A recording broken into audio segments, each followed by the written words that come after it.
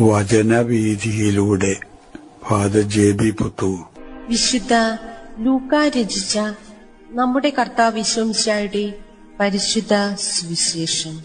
അധ്യായം 23, 50 മുതൽ 56 വരെയുള്ള വാക്യങ്ങൾ. യേശുവിനെ സംസ്കരിക്കുന്നു. യഹൂദരുടെ ഒരു പട്ടണമായ അരിമത്തിയായിൽ നിന്നുള്ള ജോസഫ് എന്നൊരുവൻ അവിടെ ഉണ്ടായിരുന്നു. ആലോചനാ സംഘത്തിലെ അംഗമായ അവൻ നല്ലവനും നീതിമാനുമായിരുന്നു. അവൻ അവരുടെ ആലോചനകളിലോ പ്രവൃത്തികളിലോ പങ്കുചേർന്നിരുന്നില്ല. ദൈവരാജ്യം പ്രതീക്ഷിച്ചിരിക്കുകയുമായിരുന്നു. അവൻ പീലാത്തോസിന്റെ അടുത്തെത്തി യേശുവിന്റെ ശരീരം ചോദിച്ചു. അവൻ അത് താഴെ ഇറക്കി ഒരു തുണിയിൽ പൊതിഞ്ഞ് പാറയിൽ വെട്ടിയുണ്ടാക്കിയതും ആരെയും അന്നുവരെ സംസ്കരിച്ചിട്ടില്ലാത്തതുമായ ഒരു കല്ലറയിൽ വെച്ചു. അന്ന് ഒരുക്കത്തിന്റെ ദിവസമായിരുന്നു. സാബത്തിന്റെ ആരംഭവുമായിരുന്നു. ഗലീലിയിൽ നിന്ന് യേശുവിനോടൊപ്പം വന്നിരുന്ന സ്ത്രീകൾ അവനോടൊപ്പം പോയി കല്ലറ കണ്ടു. അവന്റെ ശരീരം എങ്ങനെ സംസ്കരിച്ചു എന്നും കണ്ടു. അവർ തിരിച്ചു ചെന്ന് സുഗന്ധദ്രവ്യങ്ങളും ലേപന വസ്തുക്കളും തയ്യാറാക്കി. സാബത്തിൽ അവർ നിയമാനുസൃതം വിശ്രമിച്ചു. യേശുവിന് നൽകപ്പെട്ട സംസ്കാര ശുശ്രൂഷ. മരണത്തെ ജീവിതത്തിലെ ഏറ്റവും ധന്യതയേറിയ മുഹൂർത്തമാക്കി മാറ്റിയ യേശു കുരിശിൽ കിടക്കുകയാണ്. ആ അവസരത്തിലാണ് അരിമത്തയ്യക്കാരൻ ഔസേപ്പ് എന്ന പേരിൽ എല്ലാ സുവിശേഷങ്ങളും പരാമർശിക്കപ്പെടുന്ന ഒരു മാന്യദേഹം അവിടേക്ക് കടന്നു വരുന്നത്. അദ്ദേഹം ഒരു നല്ല മനുഷ്യൻ എന്ന രീതിയിലാണ് സുവിശേഷങ്ങളിൽ അദ്ദേഹത്തെ പറ്റി പ്രതിപാദിച്ചു കാണുന്നത്. യേശുവിനോട് ഉള്ളിൽ ആദരവും മതിപ്പും പുലർത്തിയിരുന്ന ഒരു വ്യക്തിയായിരിക്കണം.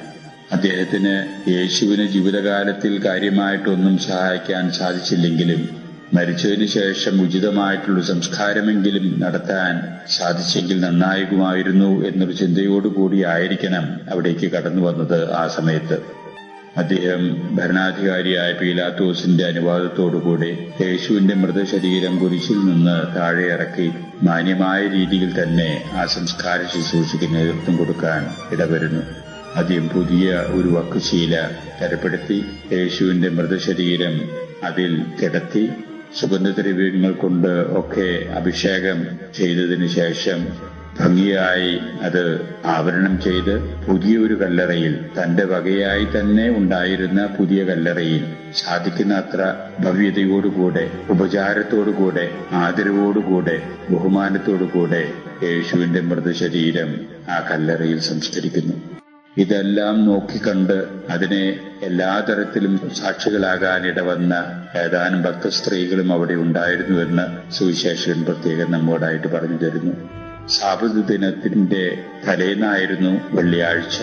പിറ്റേ ദിവസം സാബത്ത് ആരംഭിക്കും. സാബത്ത് ദിനം യഥാർത്ഥത്തിൽ ചൈതന്യവത്തായിട്ട് നടത്തണം എന്നുള്ളതിന്റെ ഉദ്ദേശത്തോടുകൂടെ യേശുവിനോടുള്ള സ്നേഹവും ആദരവും പ്രകടിപ്പിക്കുന്നതിനു വേണ്ടി കൂടെ ആ ഭക്തസ്ത്രീകൾ സുഗന്ധ തൈലങ്ങളും സുഗന്ധക്കൂട്ടുകളും ഒക്കെ ഒരുക്കി ഉപചാരപൂർവം തന്നെ സാബത്ത് ദിനാചരണത്തിനോടനുബന്ധിച്ച് യേശുവിന്റെ ആ സംസ്കാരം നടന്ന കല്ലറയുടെ സമീപത്ത് സന്നിഹിതരായിരുന്നു എന്നുള്ളതാണ് സുവിശേഷത്തിൽ നിന്ന് നമുക്ക് ലഭിക്കുന്ന സൂചനകൾ.